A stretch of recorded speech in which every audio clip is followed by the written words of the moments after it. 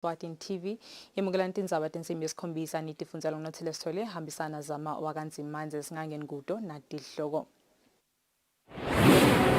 Ndunankulu yokuhlepha Sipho Dlamini uthi kunesidingeko lesikhulu ukuthi emave lasathuthukile asekele lawo lasathuthuka ngemali kude atokhona ukuthuthukela ekusebenziseni tindlela tekuphehla temandla letingayinyukubeti imvelo.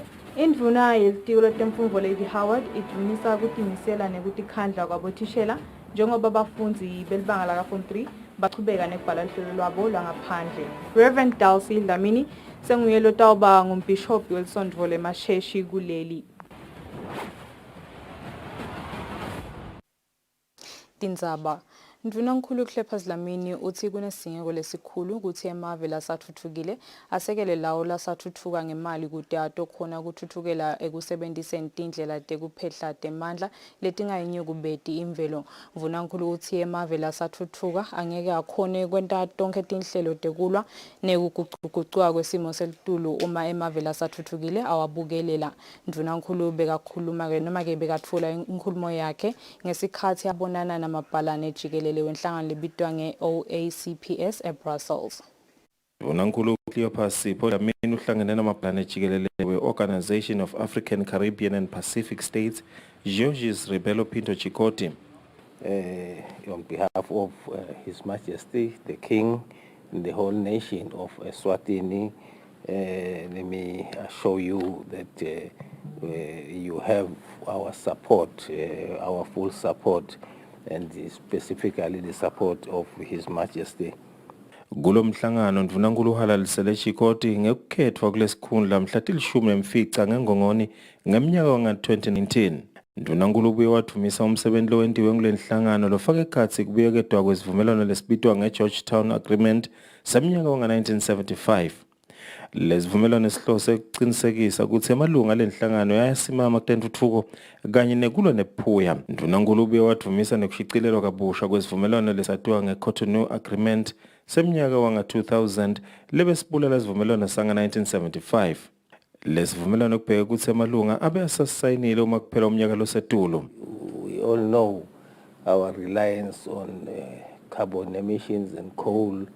So for us, it's a huge cost just to shift to other sources of energy. Ndunankulu uthe amave lasathuthuka kumele asekeleke ngemali kude atokhona kugucukela etinhlelweni tekuphehla temandla ngetindlela letingayinyukubeti imvelo.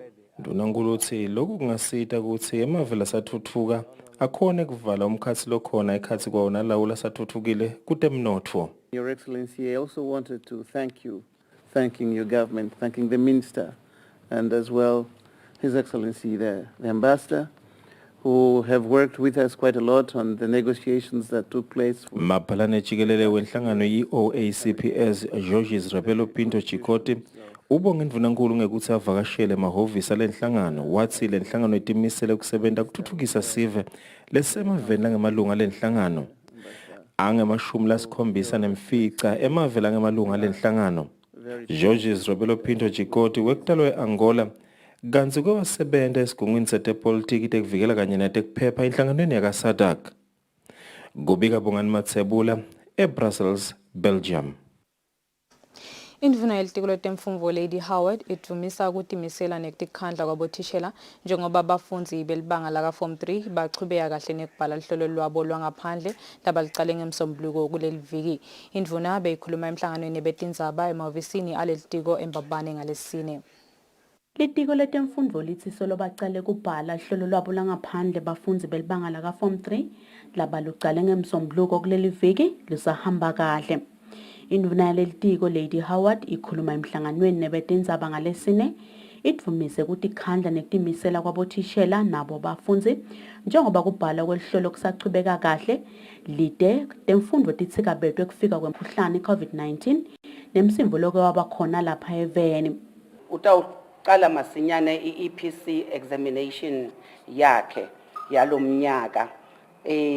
Ngalokunye ke form 5 yena utawuqala mhla ka1 kuye March kuwona lomnyaka wa 2022. Kumqokwa ke ukuthi sikusho lokuthi lomnyaka lona awukabe umnyaka lomuhle kithi thina baka education ngasizathu lesithi kuqale kwaba ngulomkhuhlane lobo usishobelisa usivumbula kwase kwendlula umkhuhlane kwaqhamuka Tindzaba temsindo lobo ukhona even nako lokho kusinciphisele ikhathi tekuthi bamfana bahlale nabothishela babo bakhone ukufundisana etikolweni. Bothishela ke siyakujabulela kubona ukuthi njenganyalo nje sekuyawungenwa ekubhaleni siyathi ukuthi kungenxa yabo bothishela bebabambisa abamfa babo kungenxa yabo batali lebebalekelela abamfa babo ngekuba niketa leto tinto lebatidingako ukuze balungiselele lolu hlolo lwalonyaka. Siyakhuthata ke kakhulu lapho. Indvuna iphindze yacela abatali ukuthi balibambise leli tiko kuqinisekisa ukuthi kude lokutawuphatamisa kufundza etikolweni kanti bafundzi labatawubhala lihlelo langaphandle kuwo onke emabanga kulomnyaka bangetulu kwetinkhulungwane letingamashumi 70,000. Etindzabeni te-Eswatini TV kubika Samkeliswe Khoza nginavuma inkosi Nsinisa sisembabane. Indvuna yelitiko letekulima Jabulani Mabuza ivakashele umlimi Mgcugcisi Dlamini emasimini akhe embila endzaweni yaseNyanyali esifundzeni saseshiselweni. Mabuza uthi lo mlimi utawuba nesivuno lesihle njengoba wahlanyela ngesikhathi wathola netimvula tekucala. Indvuna litiko letekulima Jabulani Mabuza seyidvumise balimi labatsatsa sincumo lesihlakaniphile bahlanyela ummbila wabo ngesikhathi watfola timvula tekucala.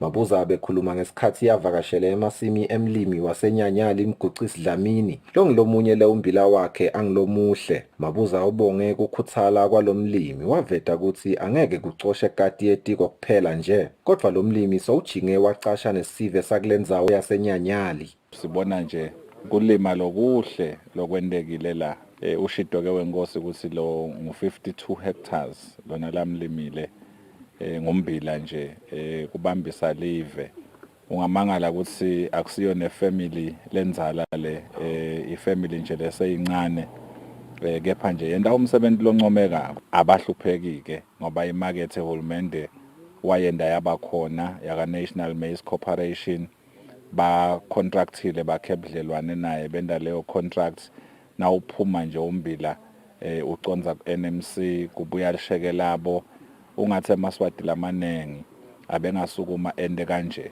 Umlimi Mgcugcisi Dlamini uthi kuvakashelwa indvuna itobona lomsebenzi lawendako kuyamkhutsata. Sibenato tingingane letincane lonyaka letifaka ekhatsi kutsajukelwa sitiba setfu sekunisela ngenxa yemvula. Kanti nelilunga lephalamende lenkhundla yaseNkwene Vulimpompi Nhleko ubonge kuvela kwendvuna kulendzawo wajinge wabonga umlimi kutsi acashe sive saseNyanyali. Yabachacha abantu bakulendzawo la phasi kwesigodi saseNyanyali ebuseleni bayijabula ke nabo mhlambe labakutholatholako labanika kona umuntu nje angaphindze akhutsate lo ukuthi emaswati akalime.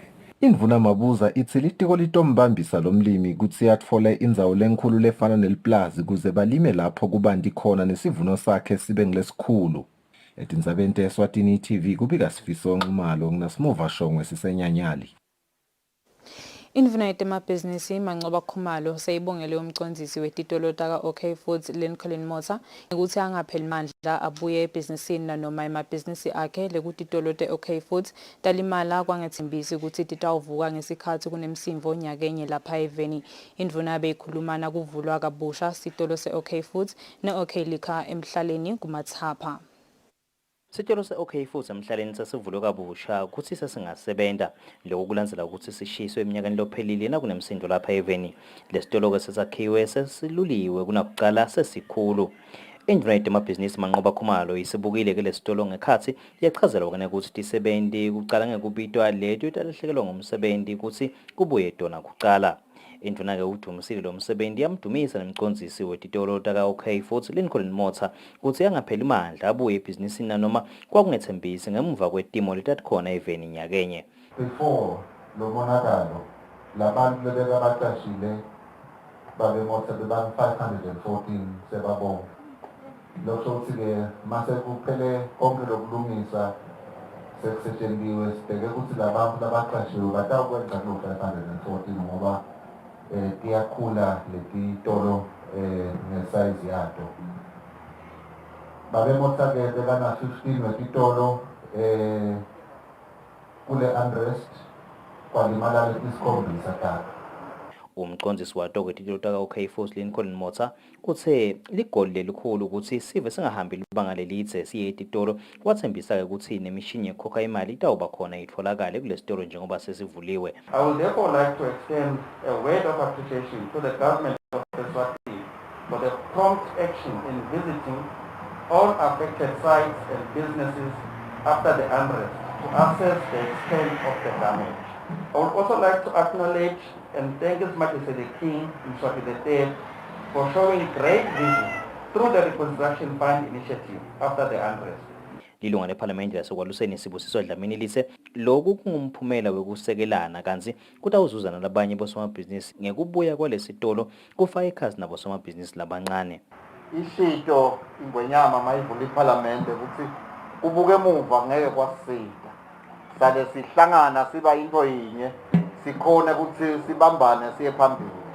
Ganzi lokukhulumela itisebenti tato titolo te-OK futhi kube nguQueen Simelane lo sesingakalunyato lesitolo besicashe itisebenti letingu-55 kanti ngenyalo setingu-75 setinketekile. Ekucasheni kwethu la silite bonke zabikhola bonke laba bebahlele emakhaya. Sasababuye saqala ngabo. Ungakhona umvulane ukuthi ungakhethi ngoba bethula wonke nala singatholi inombolo yakhe hambe wayefuna ngetinyawo. Nesitolo setinatfu e-OK Liquor sitawuvulwa kude matutane khona-ke emhlaleni. Titolo te-OK futhi setitonke letalinyatwa umonakalo wabita imali lengu-67 million emalangeni. Kwesekeleka emndenini nekubeketela nanomatimo betibita ngiko lokwente Motsa abuye ebhizinisini nekucabangela-ke impilo yemaswati kufaka ikhasi tisebenti njengoba nana nato kumele tinakekele labanye emakhaya. Etindzabeni ngingiyani Msibi ngisemhlaleni. Boba betikhulu banenzima lenkhulu labangayidlala ekuvikeleni kuhlukubetwa kwebantfwana emimangweni. Lihovisi leliphinlandvo nankhulu lihlanganise boba betikhulu kubafundzisa kabanti ngemtsetfo longamele inhlalakahle yebantfwana nenzima labangayidlala kubanakekela emimangweni yakuleli. Lomhlangano sikolo bowubanjelwe ehhotela le-The George kaManzini. Ngemitamo yekufundzisa boba betikhulu ngemalungelo ebantfwana nenzima labangayidlala ekuvikeleni bantfwana emimangweni ekuhlukubetweni nebantfwana lese banebulukhuni bempilo ngenxa yekungabambisani kwebatali. Lihhovisi leliphinlandvo nankhulu lihlanganise boba betikhulu besifundza sakaManzini kubafundzisa kabanti ngemalungelo ebantfwana. Umshushisi futhi Gametse ubafundzisile ngemtsetfo longamele inhlalakahle yebantfwana eveni i-Child Protection and Welfare Act of 2012. Uyasho lo mthetho ukuthi sondlo kumele ukuthi umfana asithole sibuye kubo bobabili batali. Angiyathi-ke ngizabe ukuthi kondla umfana 50-50 ukuthi yaqhamukaphi but nje lo mthetho ukhuluma ngekuthi batali bobabili kumele ukuthi umfana bamondle. Lo mthetho wethu webamfana lo ukhulumisa luhlobo loluthile lwebantu labanemandla ukuthi bangaya enkantolo bayowela sicelo sekuthi kondleke umfana lothile. Uyasho lo mthetho ukuthi lo mfana yena angatiyela enkantolo ayocela ukuthi ngicela abatali bambangondle abangondle. Uphinde uyakhuluma-ke nenzaba yokuthi umtali munye angaya ayocela ukuthi ngicela ukuthi mane lo munye umtali ondle umfana. Kanti-ke boba betikhulu babutile lapho badzinga kucaciseleka khona ngalomtsetfo nekuthi bangadlala yiphi indzima ekuvikeleni kuhlukubeteka kwebantfwana. Takuletha kithi ngathi abe khona lesinako lesitawukhona ukukusebenzisa lokutaba semthethweni. Sesifile kodla abantwana bemadoda abhacile angafuni kodla. Lokhu ngivale close nje namhla baningi labatawusutakala ngoba Lo sabambe kuba ngumcondzisi elihlangothini lobantfwana ehhovisini leliphinlandvo nankulo mhambi ndlangamandla uthi yinkulu indzima lengadlalwa boba betikhulu ekunakekeleni bantfwana nekucinisekisa ukuthi abahlukubeteki. Sikhuthade nabo babe tikhulu emimangweni yabo ukuthi bagqugqutele bantu kokuthi ababathathe phela abantwana babakhulise kahle. Lokunye-ke lesithi sithethela ithuba sathi sikhulumisa indzaba yokuhlukubeteka kwebantwana even. Dinenge letindlela abantwana abahlukubeteka ngato, labanye abondleki, labanye bayanyukubetwa ngakwelicansi, labanye ukhanda bashiwe bodwana emakhaya. Umphathi wesifundza sakaManzini Chief Gicha unike bobabili khulu insaya yekuthi babutisise bati ngalomtsetfo kute nabasebenta tindzaba tebantfwana bahambe tiphike tingoni. Live laseSwatini kungumanje liselive leli-11 emaveni ase-Afrika ngekwenta kahle tindzabeni tebantfwana kantsi litiphokophele ekutseni libe lekucala ngekuphatsa kahle bantfwana bangahlukubeteki kodwa-ke kuyacaca kutsi kusakunenge lekusamele likwente futhi likulungise lingabashiki emuva bobabili khulu. Etindzabeni ngingiyani Msibi ngiseli George Kamanzini. Reverend Dalsy Dlamini senguye lotawuba ngumbhishobhi welisondvo leMasheshi kuleli. Reverend Dalsy utawubekwa ngalokusemtsetfweni ngemgcibelo lesiya kuwo kaManzini kanti umenyetelwe kulandzela kuhamba emhlabeni kwaloyo beka ngumbhishobhi weMasheshi Elina Wamukoya lowasishiya emhlabeni ngenxa yemkhuhlane ye-COVID-19. Lo mbhishobhi lomusha umenyetelwe emhlanganweni nebetindzaba lobobanjelwe eThokoza eMbabane. Kulandzela kuhamba emhlabeni kwaloyo beka ngumbhishobhi welisonto leMasheshi Elina Wamukoya ngenxa yemkhuhlane ye-COVID-19, lisonto leMasheshi selimemetele Reverend Dalsy Dlamini njengembhishobhi lomusha.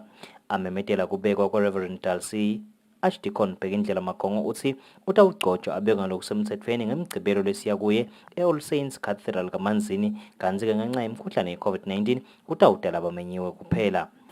Bishop bonke in Southern Africa la khona ekuhlanganeni kwabo babese sebasethulela umfundisi Dalsy Dlamini. Umfundisi Dalsy Dlamini besinaye khona la eDiocesini kaNgwane bese Unisa wase St Michael's wasese uyahamba ke uyarelocata uya eLimpopo la khona abesasebenzela khona. Nguye ke lesithi asimemetele ngethunywa libandla ukuthi senguye longena aqokiwe kuba ngumbhishobhi welive noma ke weldiocese la laseSwatini Anglican Church bekunene.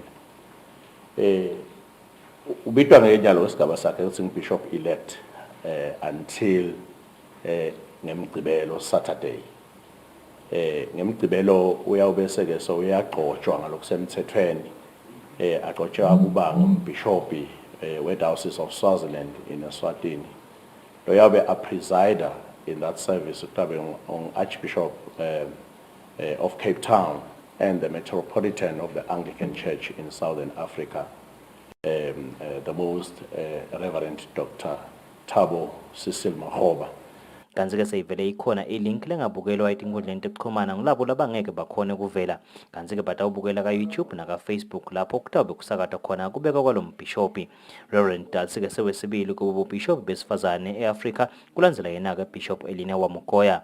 Nase-ke uthe gokololo umkhuhlane we-COVID-19 lo mbhishobhi lomusha-ke utawukhuluma ahlangane nawo-ke emalunga elisondvo leMasheshi kuleli. Etindzabeni kubeka Giyani Msibi ngiseThokoza eMbabane.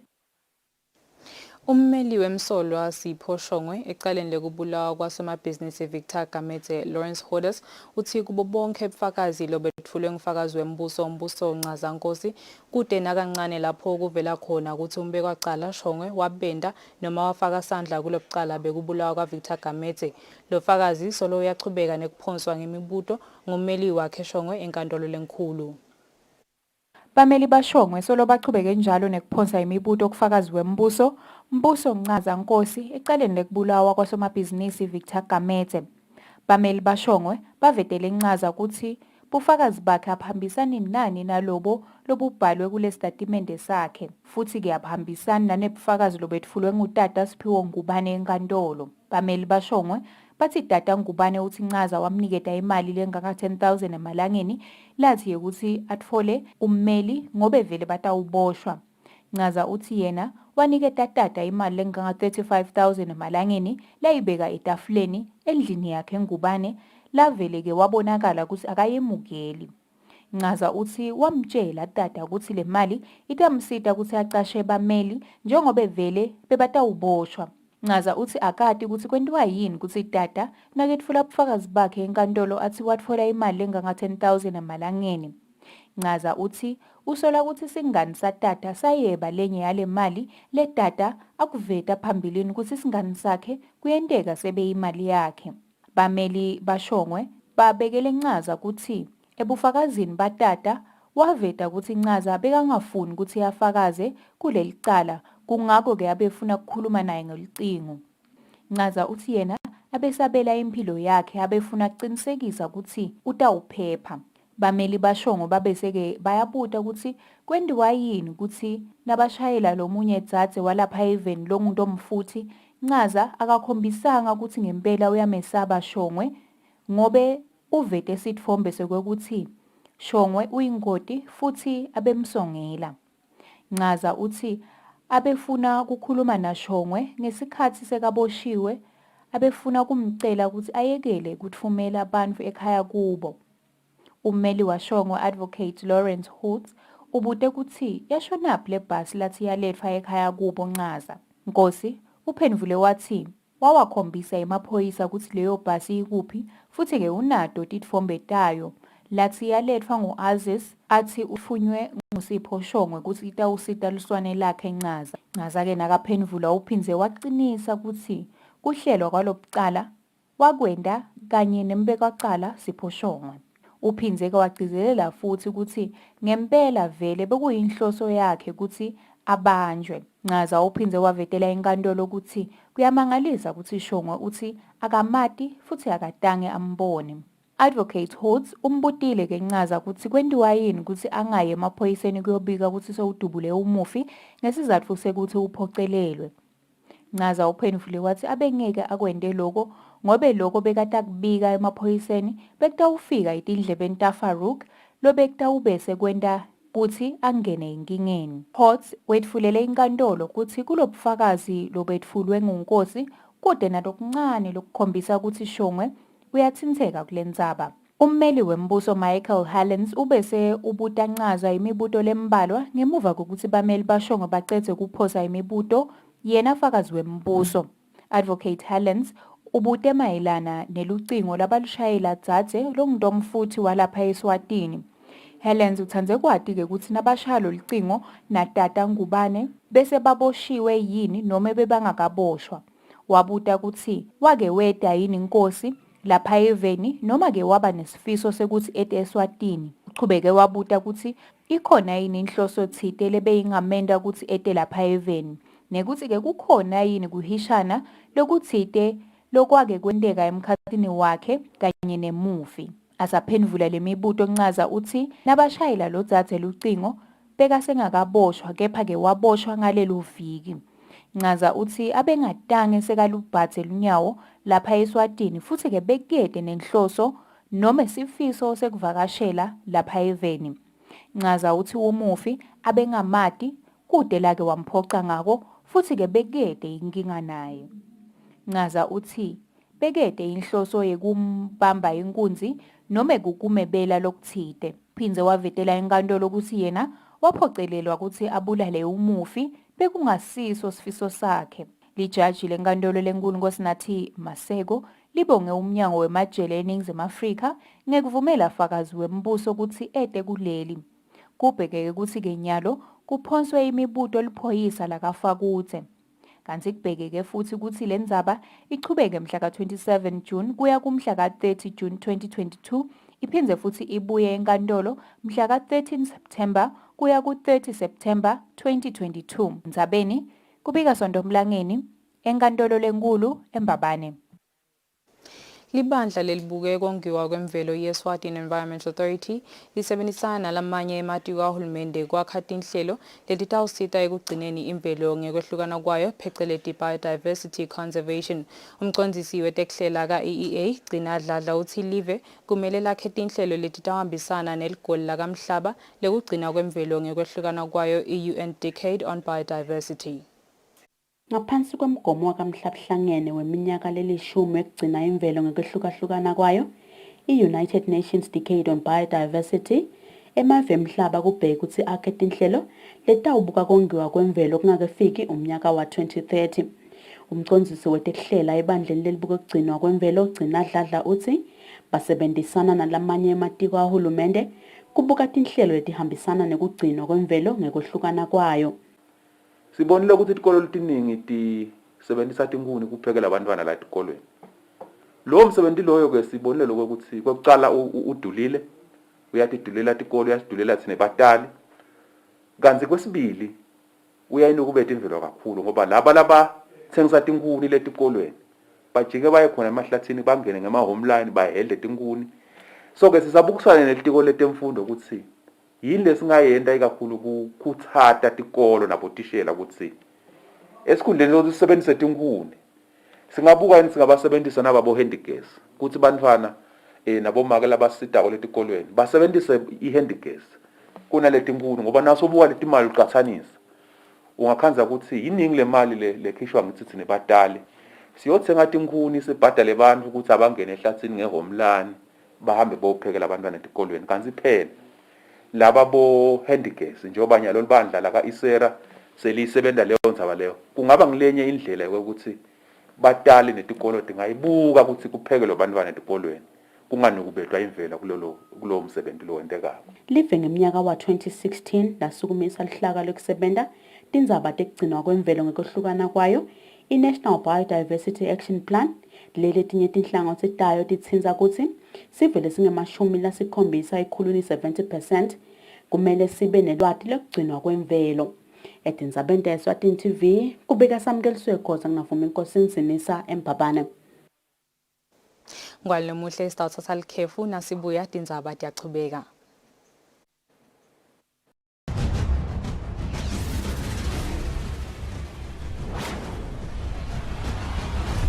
Nine bekunene sithanda kubonga kakhulu kwamukelana nekusekelana lesikubona emangweni wakithi lo sothuthuke kakhulu etindzabeni tekwexwayana nekubandlululwa kulabane HIV. Asiqhubekeni singapheli manje sibe munye nalabaphila ne-HIV bethu nawo. Sivusele kini nonke komcane. Sicela kubonga kakhulu endlunkulu nasemangweni ngekuma nathi singilabaphila ne-HIV. Sikhuluma nje sesiyakhona kusitakala njengawonke umuntu endzaweni. Noma umuntu fatihambela nje asisasibo bomakhonjwa ngenhloko. Siyabonga bomaziya kuma nathi. Kuva kabandi shayela 1212. And your awards card, please. The Spar Rewards Grand Cash Giveaway is back, where you can win instant cash to spend on what you want the most. Plus, get amazing savings, like Jacob's Crown and Coffee for only $84.99 or Huggies Dry Comfort Nappies Jumbo Pack for just $169.99. Win your share of thousands in cash instantly with the Spar Rewards Grand Cash Giveaway, only at Spar.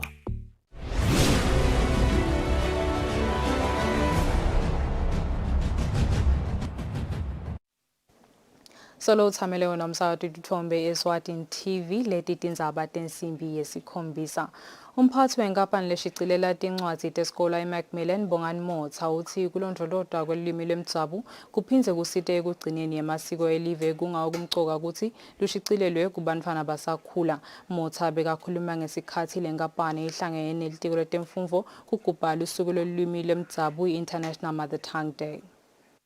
Inkampani leshicilela tincwadzi tesikole lapha eveni iMacmillan ngekusebenzisana nelitiko letemfundvo kanye nenhlangano kamhlaba lebuka temfundvo tesayensi kanye nemasiko UNESCO igubhe ilanga lekulondvolozwa kwelimi lemtsabu i-Mother Tongue Day. Umphathi wakaMacmillan Bongani Motha uthi kulondvolozwa kwelulwimi lemtsabu kuphindze kufaka isandla ekugcineni amasiko elive. Tinsuku letinje temhlaba tenta ukuthi sikhumbule ukuthi kumcwakwane njengoba sikhumbula nje namhla kumcoka lokuthi silade ulwimi lwethu lemtsabu. Lulwimi leselimunye ebelene ngilo lelenta ukuthi sifunze kangcono. Kukhona ke imicwaningo lekhombisako lokuthi bantwana bafundza ngcono nabafundzisa ngalolwimi labalimunye ebelene. Losabambe kuba ngumhloli lomkhulu wetinkulisa Duduhlophe uthi bantfwana badzinga kufundziswa tonke tilwimi ngekulingana kute kubete lolahlekako. Kuliciniso ukuthi uma uhamba la tinkulisa uyakhanza ukuthi kuletinye lesiswati sethu semtsabu sesiyalahleka lekufuna ukuthi uma si bantfu labanake bantfwana sibe nako lokho ukuthi asende phela ukuthi sibe khona lesikhathi la sitabanika labantwana ukuthi abakhulume lesiswati singiso ngoba lesiswati basidzinga singiso singakavutshelwa ngileletinye tilimi Lokho ke umsakati kusita ukuthi uma sekakhuluma lolunye ulwimi ngoba nalo luyadzingeka la kuphileni kwakhe alukhulume nalo lungavutshwa ngilolunye ulwimi sibe nako nje umsakati lokuhlonipha ukuthi nakakhuluma Siswati akube ngiso nakakhuluma Singisi akube ngiso nakalanza French asibe ngiso sibe ngilesi French lesingavutshwa kusakati. Leli langa lonyaka ligujwa ngaphansi kwesicubulo lesithi chakaza kudebuchwephesha ube ngisolwimi kanti inhlangano yaka-UNESCO ithi kugujwa kwalolu suku kuhambisana nesicubulo sakamhlaba semfufuko lekhonsako lesithi emave akubede lamshiyela ngemuva entuthukweni leave no one behind. Tindzaba Eswatini TV kubika Samkeliswe Khoza ngavuma inkosi Nsinisa sisezulwini. Inhlangano inaTech ngalesithathu ibambe umhlangano sikolwa nabothishela nhloko betikola letisithupha esifundzeni saseshiselweni ukuthi bafundisa kabanti ngekulwa nekuvikela kuhlukubetana ngebulili phecelezi gender-based violence. Inhlangano yakanaTIC yachubeka nemifundza sikolwa le ingcikithi yawo kukulwa nekuhlukubetana ngebulili i-gender-based violence. Evikini leliphelile lenhlangano ifundzise bafundisi lokunyalo seyifundzise bothishela nhloko kanye nabothishela. Sikhulumisene nemcondzisi walenhlangano Sisekelo Nzima lochaze kabanti ngalomsebenzi. Lesikuhlose kakhulu ukuthi siba nenombolo letisedulte bafundzi labakhulelwako basesesikolweni. Sinakile ukuthi indzaba yokukhuliswa kwemntfwana akusiyo indzaba yabothishela kuphela. Lesibene kufanele siyibukelele siyishiye esikolweni. Kodwa ifake ekhatsi nabo batali, ifake ekhatsi futhi nayo imimango. Kungaleso sizathu ke lamhla sihlanganise bothishela nabo batala abamelelwe ngintotikulo committee kokuthi sike sitawubukisana ukuthi indzabeni yokukhulelwa kwabo bafundzi lichaza lini lesingalidlala sonke sikanye kanye sibambisene kuze ukuthi sikugweme noma sinciphise leti nombolo leti abafundzi labakhulelwako. Ngetulu kwaloko sitawuphindze futhi sibanikete ibhukwana bona bothishela nabo batali tikul committee labatamlandzela ngokuthi mase kuvele tigigaba tekuhlubeteka nekuhlubetana etikolweni nekukhulelwa futhi kwebafundzi tindlela tini lekumele ukuthi batilandzele ukuze sibanikete lusito loluphelele kulabo bafundzi labo.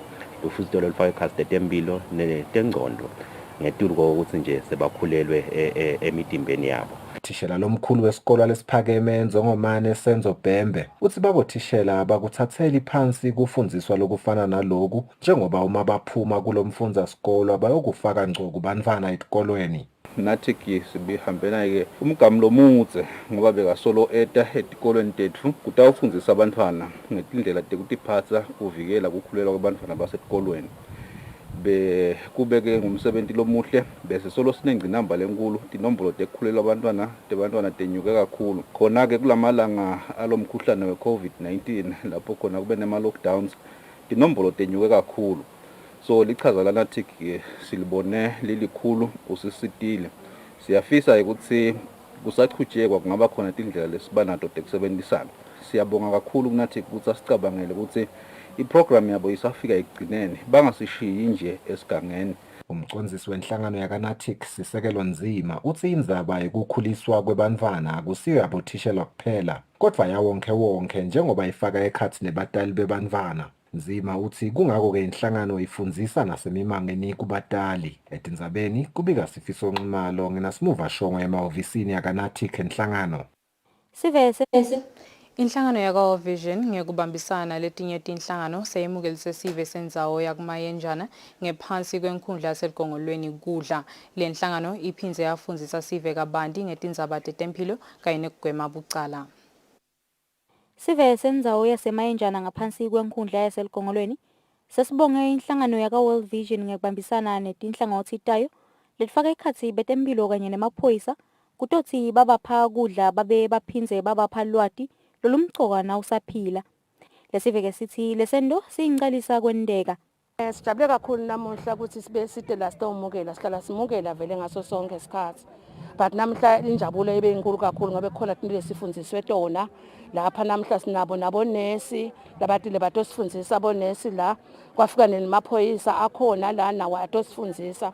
Kunengabe lesikufunzile namuhla sicela ukuthi vele impela bangagcina ngemuso futhi la lokunye lesikwendako la namuhla siyajova shothi longajoveli nje iCovid namhla uyajova lofuna kuchecka ne-HIV nayo futhi uyachecka ngoba vele kuyimvela kancane akwendeki sonke isikhathi siye sifike nje sithathe ukudla sihambe. Namhla sijabulile lokufunda ngoba cishe tonke leti nhlangothi batithinzile, ikakhulu ngoba nyalo sikhathi sanakufa i-COVID basifundzisile kakhulu and kwathiwa siyajova sisi kumukela kuyasisita kakhulu because nasimukelile ukhanza ukuthi le imali sesiyakhona kuthenga tinsipho, sithenge nje lokunye lokushoda noma tinto temkhuhlane yabo. Lamuhla-ke sikuthokozele kakhulu ukuthi lamuhla tomukela because kone betempilo basifundisile ngalokuningi. Kumele ngathi sifundzile impela lokunye nje lokungibusisile-ke nginatinto nje letendekako-ke nasemangweni nje umbutho wembube ukhutile ngetinto letimbi letendekako tekuthi khanzethi bantu sebayandana ludlame bayalimatana bayabulalana ngetinto nje letitinsolo. Endzaweni yangakithi kuhlasele bucala kakhulu. Basifundisile basixwayisa ukuthi singawuthathi umthetho sikubeke etandleni makwendeka kuba netinsolo kusola ukuthi mhlambe makhelwane wento ukuthi ungathathi action ungathinzani nemaphoyisa. Sivele bekade sifuna ukugomela umkhuhlane we-COVID-19 silitholile lithuba lekuvelela ugomele khona eMayenjana. Umbiko uhlanganiswe ngithembelihle emagutsha, tithombe ngithemba shabangu eMayenjana. Litiko letemabhizinisi nekuthengiselana ehlangothini lwe-Micro Small Medium Enterprises libambe umhlangano sikolwa wekwethula luhlelo lwekusita abosomabhizinisi labancane ekutholeni imali tekucala emabhizinisi.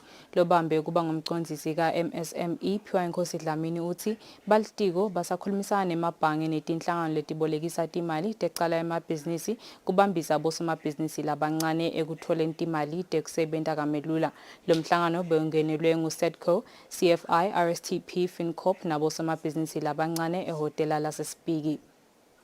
Akhuluma kulomhlangano lobambe kuba ngumcondzisi ka-MSME Phiwa Inkosi Dlamini uthi kulandzela ukuthi benteke licwaningo batfola ukuthi bosomabhizinisi labancane baba netingcinamba tekutfola imali tekucala emabhizinisi nekuthi labaningi bosomabhizinisi basangakakhoni kuphatsa nekugcina emabhizinisi abo. Besihlangene nabosomabhizinisi labancane sihlanganiswe ukuthi sithula naluluhla nayipoti yethu lesiyendile siyi-Ministry of Commerce, Industry and Trade lebeyibuka lokuthi ungabe bangasitakala kanjani osomabhizinisi bethu ukuthi bamane bathole imali tekucala nekuchuba emabhizinisi abo, ungabi netingcinamba ngoba esikhathini lesendlulile nabafuna imali osomabhizinisi bokhanza ukuthi kunetingcinamba labahlangana nato ikakhulu kulamabhange lesinawo. But-ke lepoti yethu lebukele financing model ngekusitwa baka-United Nations Economic Commission for Africa labasinika leyo assistance ukuthi sende lepoti ibuke lokuthi ngoba vele sesikunako lokukhona lebezivele sikusebenzisa singakwenda njani ukuthi kusebenzele kangcono. Bosomabhizinisi labancane bathi bazuze kakhulu kulomhlangano njengoba bafundzile kuphatsa netindlela tekukhulisa emabhizinisi abo kanye nekusebentisa tebuchwephesha kutemabhizinisi. Ngizuze kakhulu ukuthi sifunze ukuthi uyimanage kanjani ibhizinisi yakho nokuthi kusitakala kanjani uhulumende netindzaba tetimali tekuchubekisa ibhizinisi yakho. Bengikuzuzile kakhulu la usebenzisa i-technology in terms of urana emabhizinisi ethu. Iyasinceda ukuthi ukhone ku-tracer neku-tracker ema-operations akho ukuthi yini lokungenako usupportwa bobani usebenza nabobani.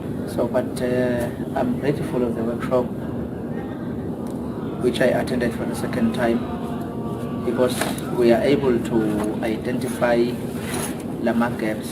For an example, clear ukuthi amabhange akakhona to attend kanti uhulumende sowutendile taba the ngale small scale was increase even from 500,000 to 1 million.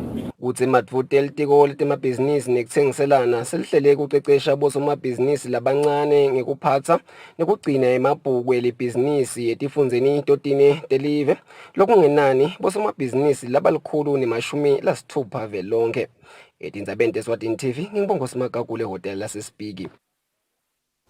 Gogo Telekile Vilagati ngephansi kwenkhundla yasenzingeni ucela lusito esiveni lokwakhelwa indlu njengoba lena lahlala kuyo seyingamgcoba noma nini. Gogo uthi akasakhoni ukutendela lutho njengoba anesilonza lesingapheli elinyaweni.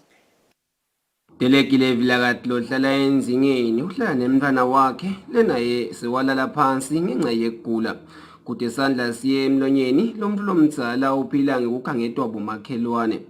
Sekuyinkinga manje indlu lalala kiyo lekathi ingamgcoba noma kunini futhi uthi ingavele icetse ngaye njengoba angasakhoni nekutihambela. Simo sami ngiphila ngwele indlu vele kwathi abantu abami indlu yami ngilala ebaleni nalelo besololina nje ngilala ebaleni emandini ngisitwa ngilabo makhelwane ngihambe ngothi sebendele naloko sengihlethi phasi nganalunyawo ngoba sengilibele ngihlala nemfana munye naye uyaqhuda njengami sekude ngoba msalomo abangangisida naso lesilonza kodwa ke kakhulu nje ngilendlu nalokuhle.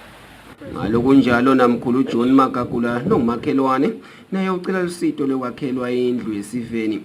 Magagula naye uphila ngekuphiwa bomakhelwane uma kungenjalo indlala iyatendela kulomntu lomdzala. Lapha ekhaya kude ngiyahlupheka nekudla kude indlala ibhokile ibhokele indlala vele kude ngikudlako indlala kuphela nendlu yami yawa nayo yathulika. Ngicela nje ukuthi noma bangendelela uphahla ke la ekhaya nekudla ke esiveni seMaswati. Lo ngafisa kusita labantu labadzala angatsinza lakhe imethula enombolweni lethi 76212929 76212929 Tindzabeni. Maswatla mahle asemukele umbiko wetimali.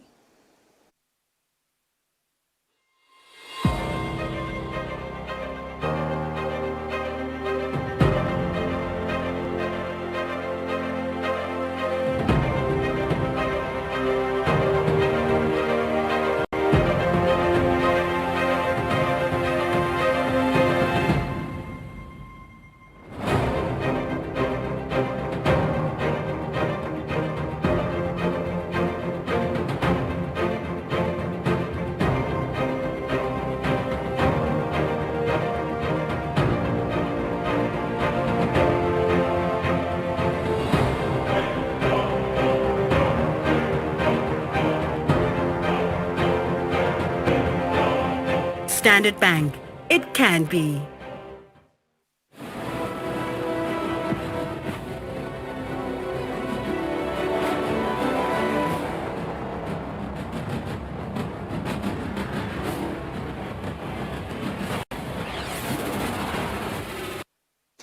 Lo muhle sitawubuka Donate imidlalo. James Zevinaro lo dalelwa even laseZimbabwe loneminyaka lengu-19 budzala so utholela ithuba lekuyodlala umdlalo webasketball ezingeni lelisedulu even lasePoland eminyakeni lemithathu letako. Zevinaro bekatilolongela lapha eveni ecenjini lelatiwa ngekuthi Dunkerlane Basketball kusukela ngeminyaka wa 2016. Iqembu lemidlalo webasketball letiwa ngokuthi Tindzaba Basketball Academy solo lechubeka njalo nokuthuthukisa lizinga labadlali abancane labanayo inshisekelo ekudlala umdlalo webasketball. James Vinaro waloya dalela eveni laseZimbabwe loneminyaka lengu-19 waqala ukutilolonga kanye nelicembu ngeminyaka wa 2016 lapho khona bekakhombisa ukuthi likusasa lakhe kulo mdlalo lichazile.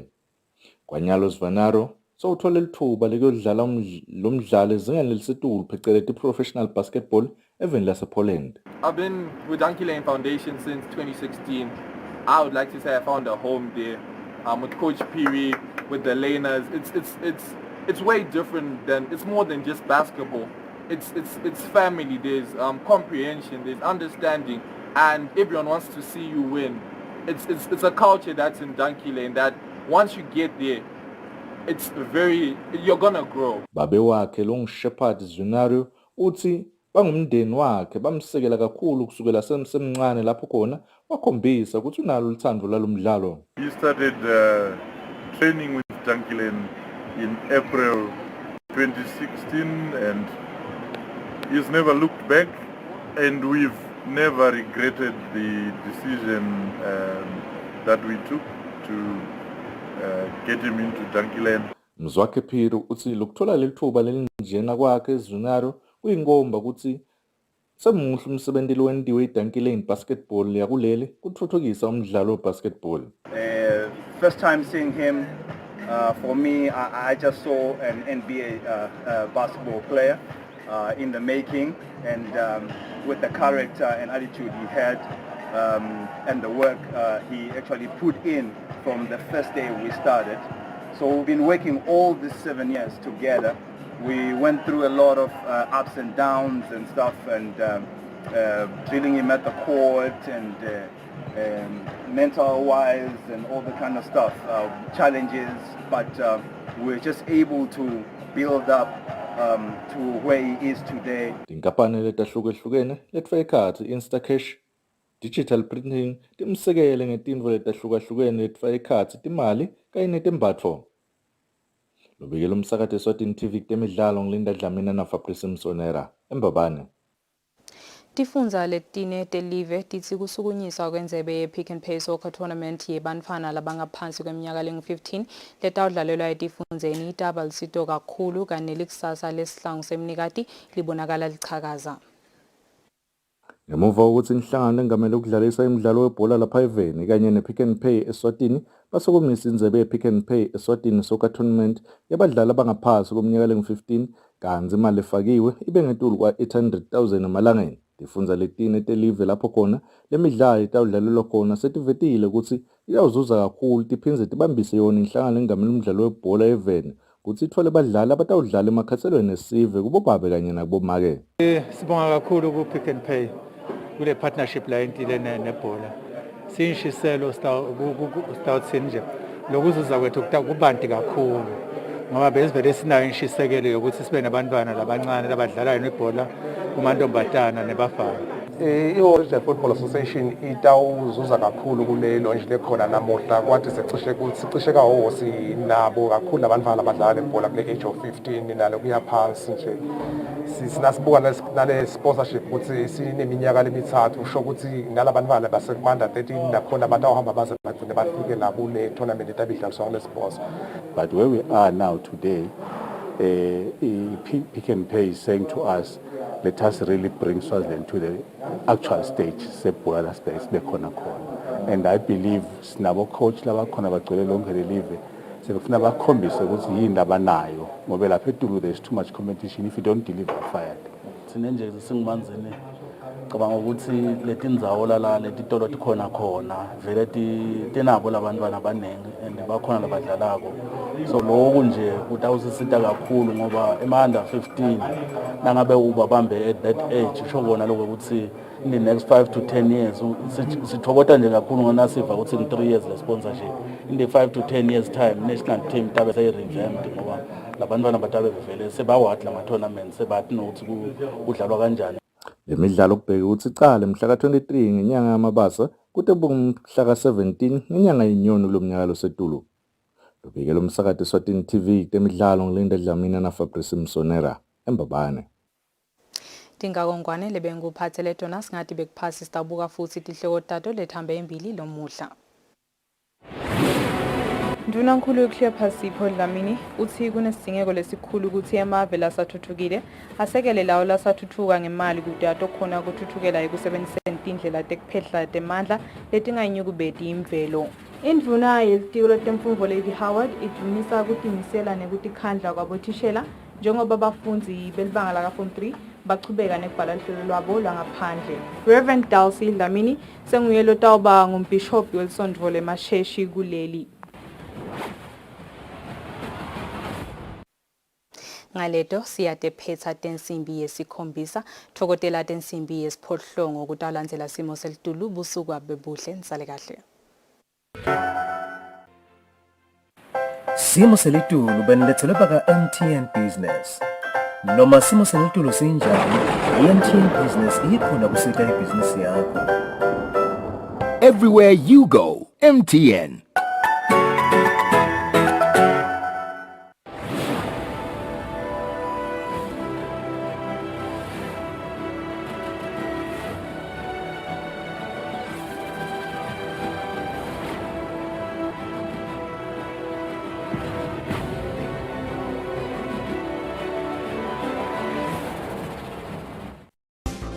Eswatini Weights and Measures section, metrology, was formally established in 1975 through the Weights and Measures Order of 1975 that was repealed in 1991 by the Metrology Act of 1991.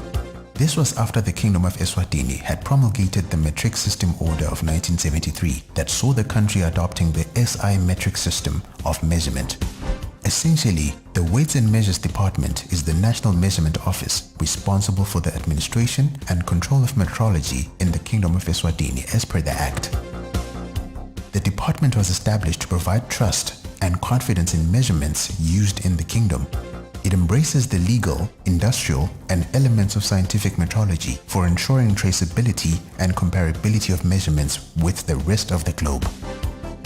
As such, it has served as a foundation and a precursor institution of standardization activities in Eswatini, playing a significant advocacy on government in that regard. It has developed technical regulations and specifications that ensure the technical part of verifying measuring instruments used in trade are carried properly. Metrology surely is not the study of weather, meteorology. Yet the weather experts use measurement units to measure their weather analysis. Metrology is the science of measurement and its application. It includes all theoretical and practical aspects of measurements, whatever the measurement uncertainty and field of application. Metrology has mainly three arms, which are industrial, scientific, and legal metrology. These can be further subdivided into many disciplines. Almost all measurements in metrology are centered on the International System of Units, SI units. Metrology is very important to the economy because correct and precise measurements are critically needed in all spheres of life. As a result, the globe is able to communicate to each other mainly through measurements, be it trade, health, manufacturing, communication, time, etc. The wealth of nations depends upon the ability to manufacture and trade precisely made and tested products and components.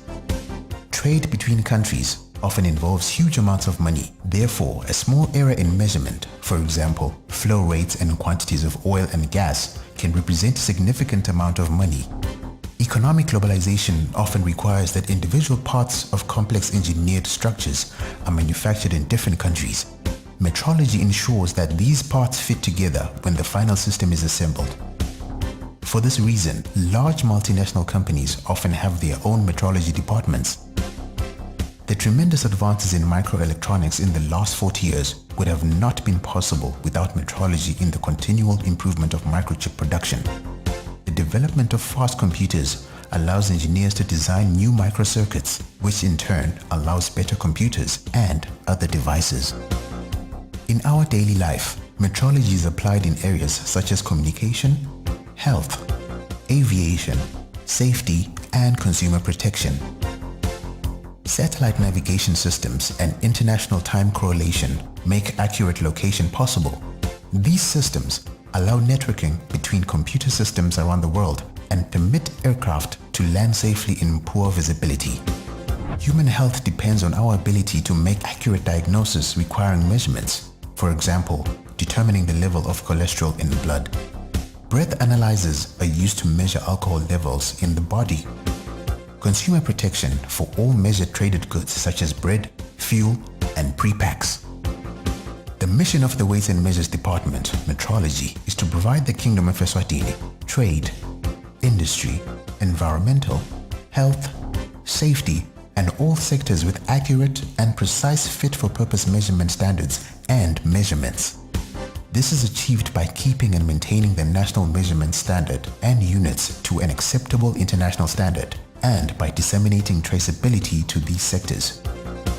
Through metrology regulatory control, the department provides consumers, trade and industries with metrological support services that ensures equitable and uniform trade dealings conducted on the basis of measurement, and the promotion of international system of units is achieved through verifications, calibrations, inspections, consumer protection for all measured traded goods, for example bread, fuel, pre-packs, etc., conducting relevant workshops and trainings, and enforcement of metrology law, type and pattern approval of new instruments to be used in trade, and registration of repairers of measuring instruments used in trade. Current areas of measurements and discipline include mass, volume, and length. Other current measurement areas being developed include pressure and temperature.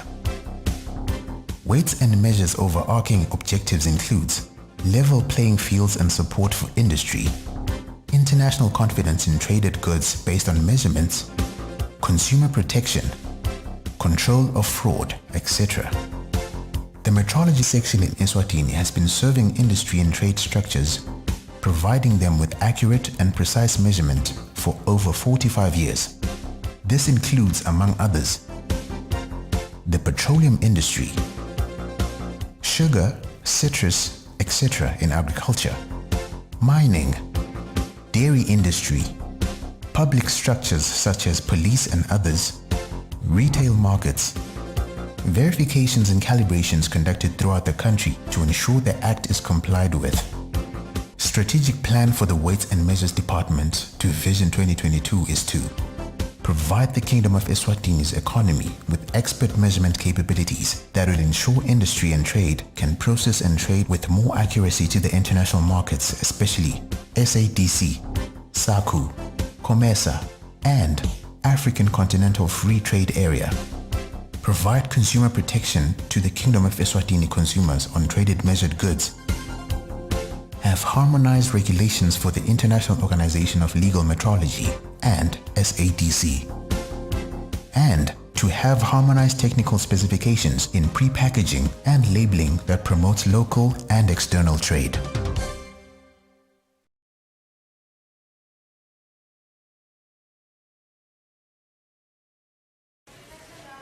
And your awards card, please. The Spar Rewards Grand Cash Giveaway is back, where you can win instant cash to spend on what you want the most. Plus, get amazing savings, like Spar Ice Cream for just $39.99 or Spar Carbonated Soft Drink. Buy any 3 for only 27 emalangeni. Win your share of thousands in cash instantly with the Spar Rewards Grand Cash Giveaway. Only at Spar.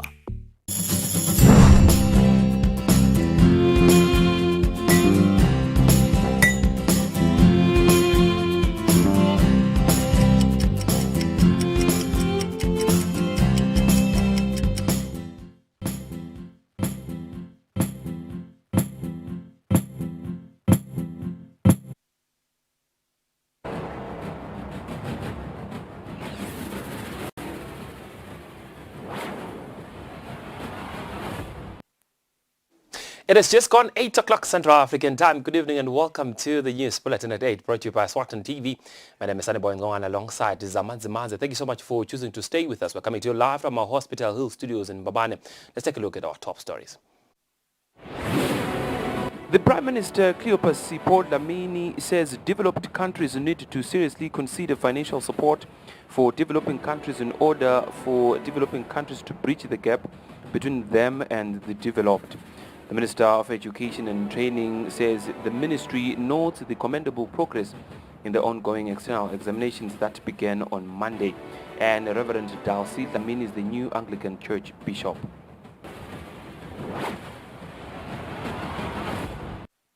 And now the news in detail. The Prime Minister Cleopas Sipho Dlamini says developed countries need to seriously consider financial support for developing countries in order for the developing countries to bridge the gap between them and the developed. Dlamini says if that is not the case, then developing countries will always lag behind in the world's ambition to migrate to renewable energy in order to mitigate climate change. Now, the Prime Minister said this when he paid a courtesy call to the Secretary General of the Organization of Africa, Caribbean and Pacific States, OACPS, in Brussels in Belgium. And the Prime Minister is in Brussels, Belgium, to represent His Majesty King Mswati III at the 6th African Union European Union Summit. The Prime Minister Cleopas Sipho Dlamini has congratulated the Secretary General of the OACPS, Georges Repello Pinto Chikoti, who was elected as the Secretary General of the organization on the 19th of December 2019. The Prime Minister also commended the OACPS for the great strides it has taken to bring meaningful contribution to the member states by revising the Georgetown Agreement of 1975 and the post-Cotonou Agreement. Both agreements aim to better address current and future challenges of the member states. On behalf of His Majesty, the King, and the whole nation of Eswatini, let me assure you that you have our support, our full support, and specifically the support of His Majesty. The needs for the region, for developing countries, Africa in particular, I suppose is the same thing of the other states, are very elaborate. We all know our reliance on carbon emissions and coal. So for us, it's a huge cost just to shift to other sources of energy. It almost sounds unfair to say that developed countries use coal to get where they are, so far ahead of us. Exactly. Now that they are there, they say, no, it's not a good thing. Let's all stop using it. And we are expected to stop with that huge gap, and it really does mean that we will be slower in catching up, and so we will need this support going forward. The Secretary General of the OACPS, Georges Repelo Pinto Chikoti, thanked the Prime Minister for visiting the OACPS offices. Your Excellency, I also wanted to thank you, thanking your government, thanking the Minister, and as well His Excellency the Ambassador, who have worked with us quite a lot on the negotiations that took place for the past 2 years, and again the contributions of Eswatini with Her Excellency the Minister who chaired the Council of Ministers and Ambassador. We were able during the past COP26 in Scotland to observe how the organization can work well if we build on that solidarity among ourselves. And again, the issues related to trade in Geneva, in WTO, also indicate that only if we stand all together can we certainly achieve quite a lot. So, Your Excellency, indeed, we are very pleased with your visit. Georges Repelo Chikoti is from Angola and has worked for the SADC's organ on politics, defense and security before, and now serves the 76 member states of the OACPS. Bongan Matsebula in Brussels, Belgium.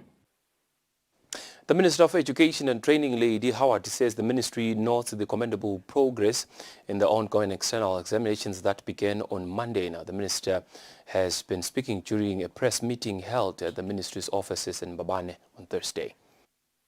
The Minister of Education and Training says the previous year was difficult for the education sector due to both the COVID-19 pandemic and the civil unrest. Speaking during a press meeting on Thursday, the Minister of Education and Training, Lady Howard, applauded the commendable progress in the ongoing external examinations that began on Monday this week, with Form 3 learners sitting for their first set of examinations. We are also expecting Grade 7 to commence their EPC examination on the 28th of February 2022, and finally Form 5 on the 1st of March 2022.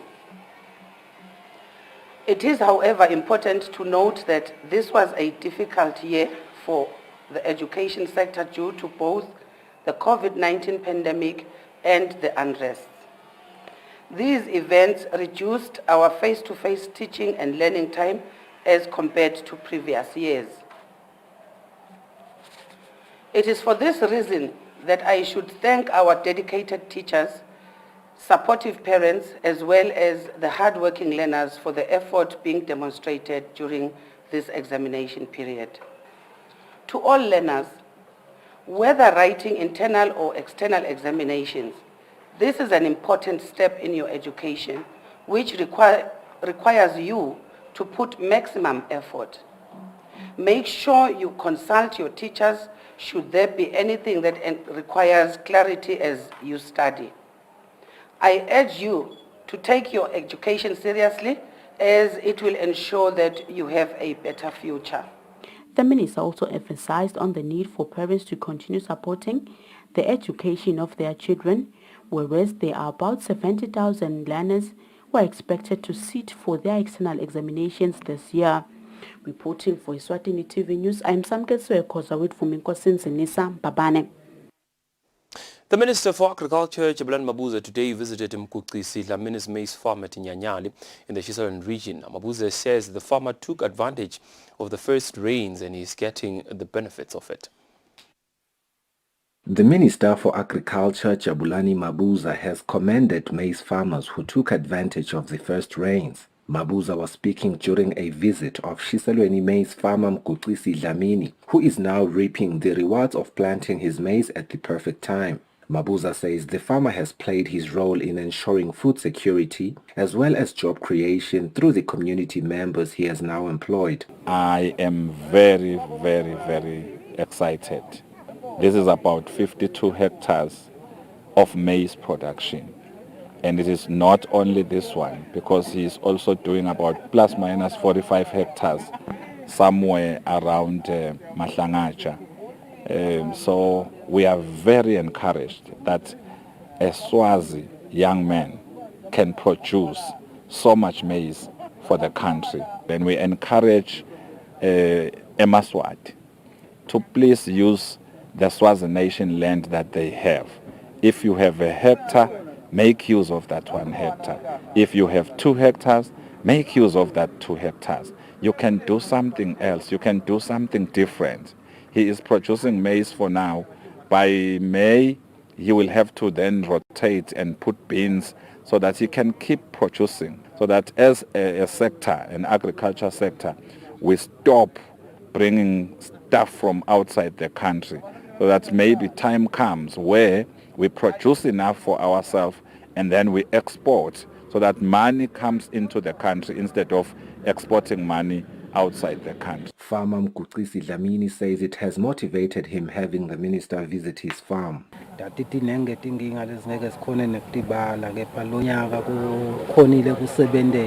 Sibenato tingingane letincane lonyaka letifaka ekhatsi kutsatshukelwa sitiba setfu sekunisela ngenxa yemvula. Minister Mabuza says the ministry will find ways to assist Dlamini expand his farm so that he can produce in a larger scale.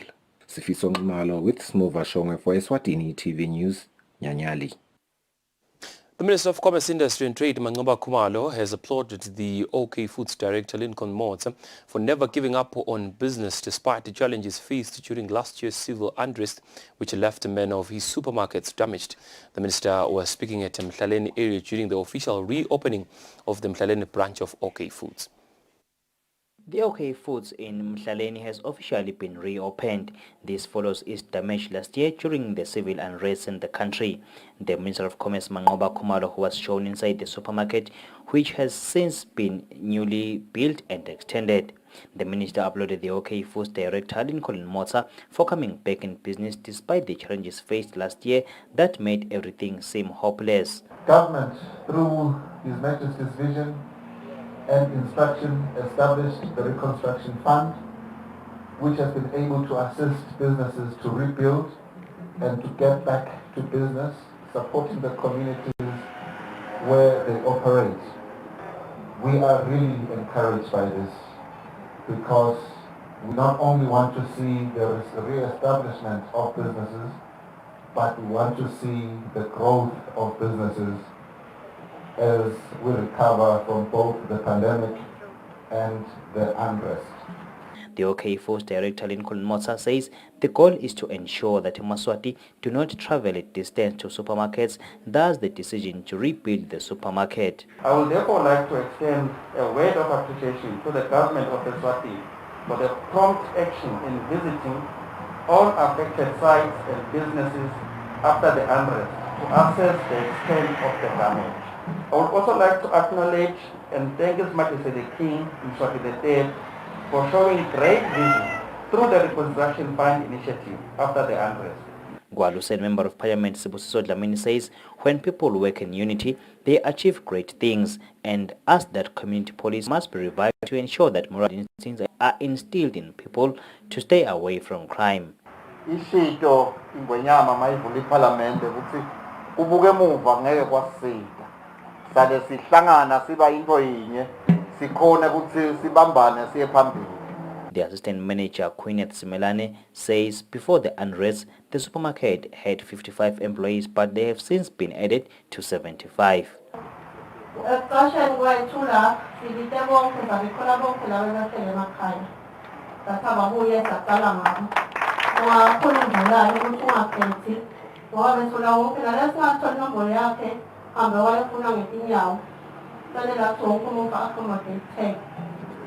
OK Liquor will be opened soon. Support from and amongst family members gave Mota the courage to once again bounce back in business despite everything that took place last year. For the Eswatini TV News, I'm Kian MCB, Mhlaleni. Chiefs and traditional leaders have a huge role to play in preventing child abuse in communities.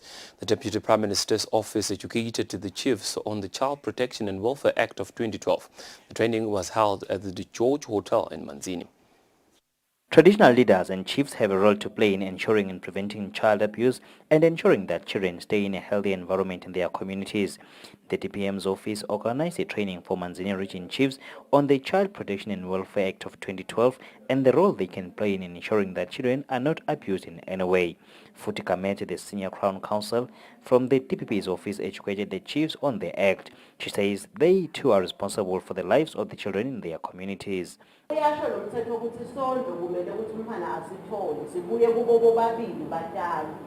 Angiyathi ke ngizabe ukuthi kondla umphathi 50-50 ukuthi yaqhamukaphi but nje lo mthetho ukhuluma ngokuthi batali bobabili kumele ukuthi umphana bamondle. Lo mthetho wethu webamphana le ukhulumisa luhlobo loluthile lwebantu labanemandla ukuthi bangaya enkantolo bayowela sicelo sekuthi kondleke umphana lothile. Uyasho lo mthetho ukuthi lo mphana yena angatiyela enkantolo ayocela ukuthi ngicela abatali bamangondle abangondle. Uphinde uyakhuluma ke nenzaba ukuthi umtali munye angaya ayocela ukuthi ngicela ukuthi manje lo munye umtali ondle umphana. She says chiefs are expected to be protectors of children and be well versed on the act so to know when to take action against abusers. The chiefs also asked questions afterwards. Nathi akube khona lesinabo lesitawukhona ukukusebenzisa lokudaba semthethweni bese sifile kodla abantwana bemadoda abhacile angafuni kodla lo ngivale close nje namhla baningi labatawusithakala ngoba. The acting director in the Children's Department, the Deputy Prime Minister's Office, Mhambi Ntlangamandla, says the aim of the workshop is to capacitate chiefs on the Children Protection and Welfare Act, since some were unaware that they can prevent child abuse as chiefs. Kutsate nabo babe tekhulu emimangweni yabo ukuthi baqhuqutele bantu ukuthi ababathathe phela abantwana babakhulise kahle. Lokunye ke lesithi sithethela ithuba sathi sikhulumisa indzaba yokuhlukubeteka kwabantwana even dinengele tindlela abantwana abahlukubeteka ngato labanye abondleki labanye bayanyukubetwa ngakwelicansi labanye ukhanda bashiwe bodwana emakhaya. He says Eswatini is currently rated number 11 in Africa when it comes to children's rights, yet they still hope to be number 1, which clearly shows that there's still a long way to go and a lot to be done in ensuring that children live in a peaceful environment. For Eswatini TV News, I'm Kian MCB at the George Hotel in Manzini.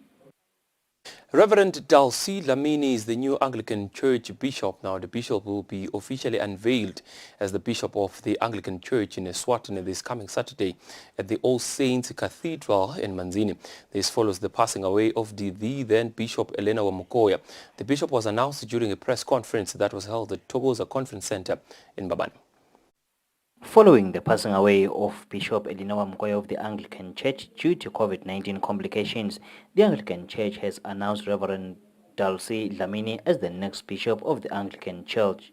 Speaking during a press conference held at Thokoza Conference Center in Babane, Archdeacon Begindlela Makongo says the bishop will be consecrated this coming Saturday at All Saints Cathedral in Manzini, but due to the COVID-19 pandemic, all those with invitations will attend. Has been able to come out with a name in the name of the Reverend Darcy Dlamini. The Reverend Darcy Dlamini worked in our diocese at St. Michael's and Unisa, and eventually she went to the Diocese of St. Mark in Limpopo, where she was now working as the dean of that diocese. The Reverend Darcy Dlamini, who is now Bishop-elect, is going to be consecrated and enthroned on the 19th of this month, which is this coming Saturday, at All Saints Cathedral. The service shall start at 10 a.m. On the dot. A link is already available for those who will not be able to attend to watch on social media on YouTube and Facebook. Reverend Dulcie is the second female bishop in Africa, following Bishop Wamkoya, who was the first in Africa in the Anglican Church. For Eswatini TV News, MKN MCB, Thokoza Mbabane.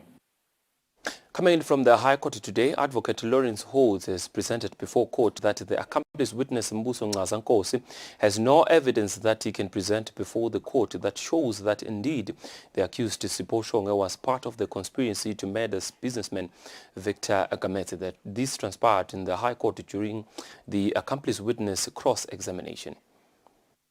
The accused Sipho Shongwe's lawyers continued to grill accomplice witness Mbuso Ngazankosi pertaining his statement presented in court. Advocate Lawrence Hood put it in full view that Ngaza's testimony doesn't correspond with his statement. Advocate Hood says his testimony about the case before court doesn't even correspond with Tata Sipho Ngobane's testimony. Hood put it before court that Ngaza said he gave Tata 35,000 emalangeni, whilst Tata says he received 10,000 emalangeni, which was money meant to assist him secure a lawyer since they were going to be ultimately arrested. Ngaza claims that he gave Tata Nkubane 35,000 emalangeni, which he placed on top of Tata's table. Ngaza insists that he told Tata that he should accept the money as it was going to help him secure a lawyer. Ngaza mentioned that Tata didn't want to accept the money. Advocate Hotz asked the reason why Tata would insist that he received 10,000 emalangeni. Ngaza claims that it might have happened that some of the money was taken by Tata's girlfriend, as previously Tata mentioned that his girlfriend had a tendency of stealing money from him. Advocate Holtz explained to Ngaza that Tata revealed that he asked for Ngaza's number to try and communicate with him, as it was alleged that Ngaza had no interest testifying in this matter before court. Ngaza responded that he wanted to ensure that his safety was guaranteed. Advocate Holtz asked Ngaza that when they called a woman named Ndombifuti to ask her to make means for Ngaza and Tata to be able to talk or communicate with Sipho Shongwe, who was arrested, didn't show any signs of being uncomfortable or of being scared of Sipho Shongwe, since he continued to maintain that he threatened him. Ngaza confirmed that indeed they made the call and he wanted to talk to Sipho to talk him out about unknown people who kept on threatening his family. Advocate Holtz wanted to know from Ngaza the whereabouts of the bus he claimed was given to him by the accused. Ngaza stated that the bus was brought to his parental home by Aziz, who was sent by Sipho Shongwe. Ngaza says he directed police where the bus was situated. He further stated that he is in possession of pictures of the bus.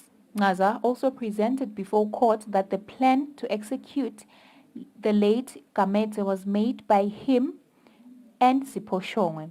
Advocate Holtz wanted to know from Ngaza how is it possible that he would plan and resolve to lie to his friend Tata Ngubane with a man who was forcing him to kill someone. Ngaza responded that he had no problem doing that because he wanted the job to be done. He says that it is disheartening to learn that the accused claims that he has never met him. Advocate Holtz asked Ncaza why he didn't report to the police that he was forced to shoot someone. Ncaza says he was afraid that if he went to the police, that information will get to Farouk and that will be a huge problem for him. Advocate Holtz further stated that Ncaza doesn't have any evidence that links Shongwe to the murder of the late Victor Kamete. Meanwhile, the state's representative in this case, Advocate Michael Hallins, asked Ncaza few questions about the call that Ncaza and Tata made to a woman named Domfuti. Advocate Hallins asked Ncaza if he was already arrested during the time he made the call. He also asked if he had an interest visiting the kingdom and the fact that did the late Victor Kamete ever did anything to him. Ncaza responded that him and Tata made the call while he was out of custody. He put it before court that he knew nothing about Eswatini, he had no interest in visiting the country, and finally he knew nothing about the late Victor Kamete and didn't have a problem with him. Judge Nkosinathi Maseko sent his gratitude to the South African Correctional Service for allowing Ncaza to come to Eswatini for this case.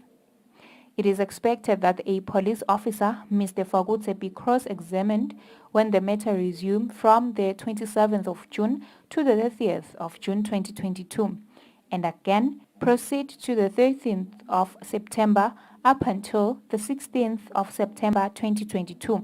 For Eswatini, TV News Sondomlangen with Giani Msibi, High Court. Let's take a quick commercial break. When we come back, the news continues. Don't go anywhere. Stay with us.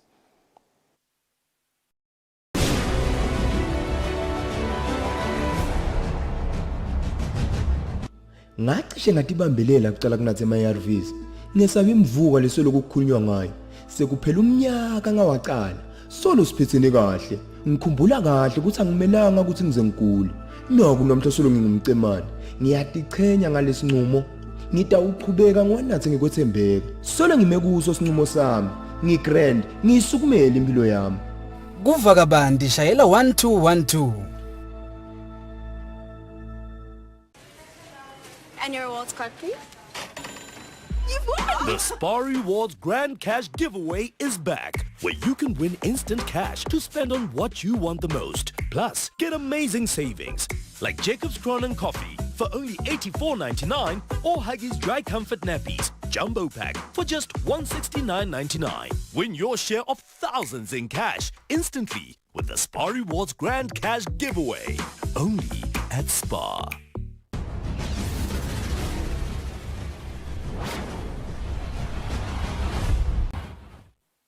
Back. Thank you so much for choosing to stay with us. This is the news bulletin at 8 brought to you by Eswatini TV. Right now, we take a look at our financial report.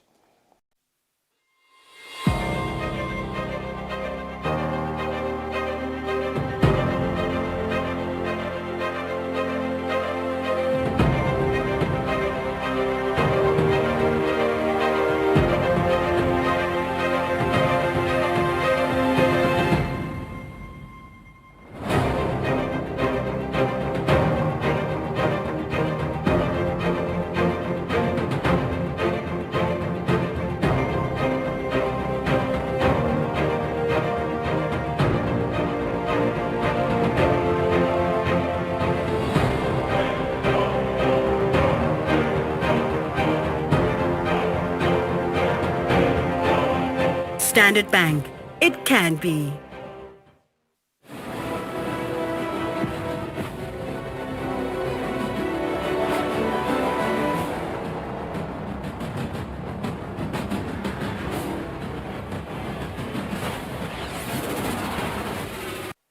Welcome back. Now we take a look at news making headlines in the world of sports. Zimbabwean basketball youngster James Zwinario has clinched a deal to go play basketball at a professional level in Poland for the next 3 years.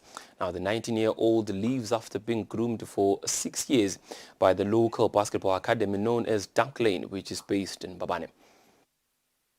Dunk Lane Basketball Academy, which is a local-based academy, has proven to be in the driving seat of the development of local basketball.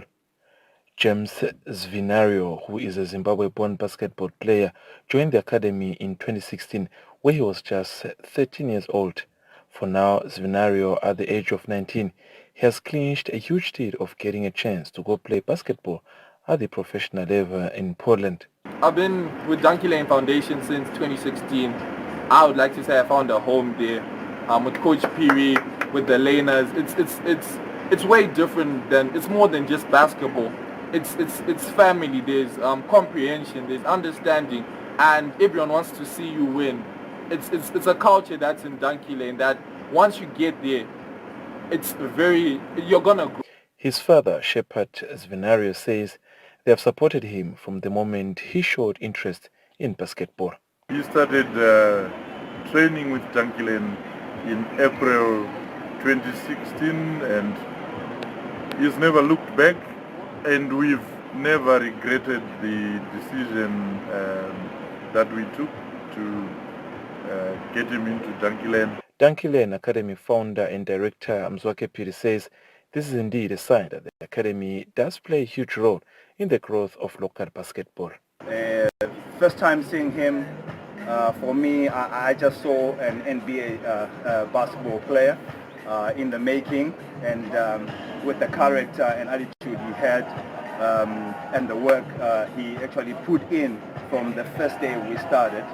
So we've been working all these 7 years together.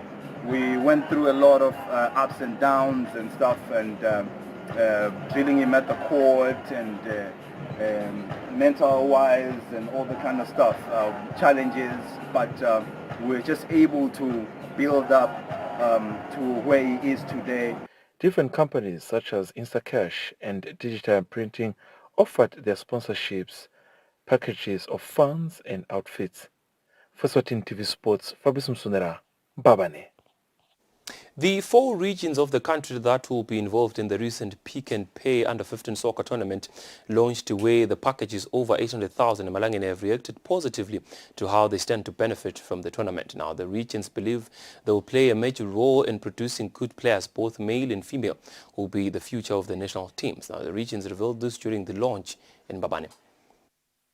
Following the sponsorship launch with over 800,000 in Malangene from Pick and Pay to the Under-15 soccer tournament, the 4 local regions where the games will be played have reacted to how they stand to benefit from the tournament. Oshisoni Region Chairman Begani Kumalo, this will work in line with their current programs of running junior tournaments. Football Association For Hoho Region Chairman Nigel Shonge, he says they already have undergoing programs, but with an addition of such tournament, even women youngsters. We at Eswatini TV. For now, it's good night and God bless.